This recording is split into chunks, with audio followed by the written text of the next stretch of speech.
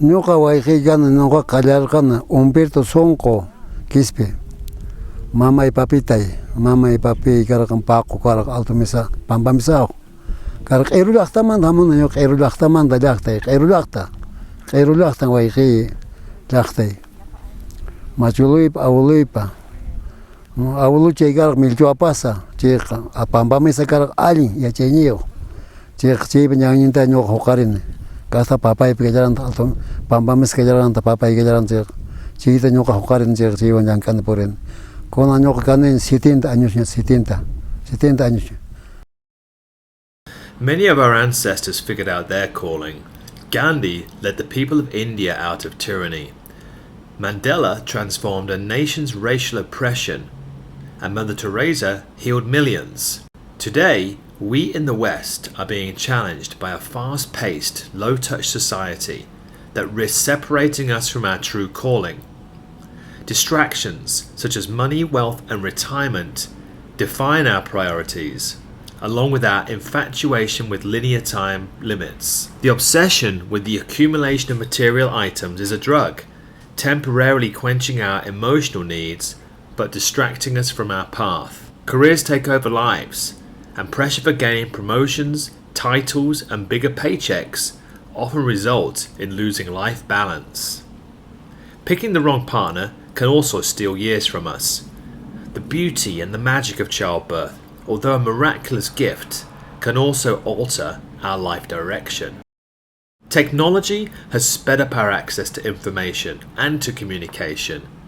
There are more smartphones than people in North America, and our online profile has become our story. Today then we might well ask, who am I? Where am I? And is this it?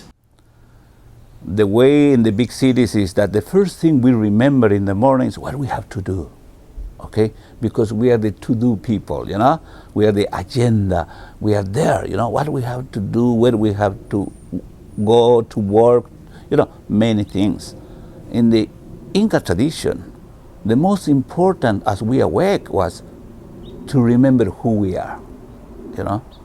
And when we remember who we are is what makes the difference. It is what makes the extra.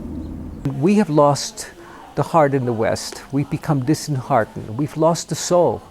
We suffer from a collective loss of soul. You aren't your role. You're so much more than that. And we get going so fast that we forget to connect to the earth. You live in other world than us. Because here everything we go very slow. Always enjoying every moment, any minute, any hour. We can be very successful in ordinary life, but we are not so happy. The practice of being mindful of ourselves and our experience here now has gone by the wayside. Today, people, wants to buy the nice cars because this is more stress for you. Stress because your goal is that. And get it, this car better than your neighbor. But for us, it's different. If it's coming, if we can has, welcome.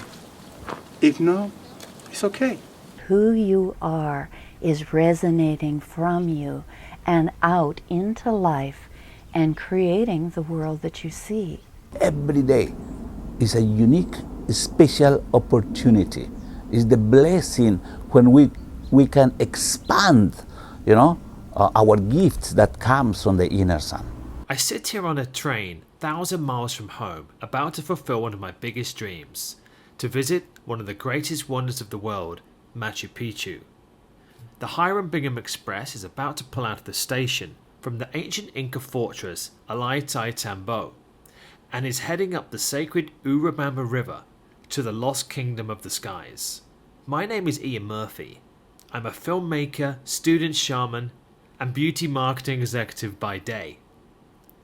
My path has been several years in the making, tracing the footsteps of shamans, conquistadors, and explorers, in search of my own next chapter.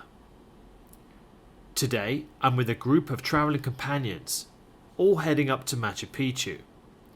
Although we're from different walks of life and from around the globe, were strangely like-minded individuals who up to a few days ago had never met.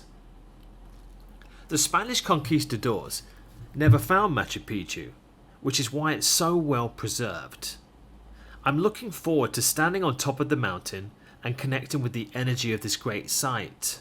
The American explorer Hiram Bingham visited here in 1911. He was looking for gold and the last Inca rebel stronghold. While clawing his way up the mountainside with a Peruvian sergeant called Carrasco and a local farmer boy, he pulled back the undergrowth to reveal perfect Inca stonework from centuries past.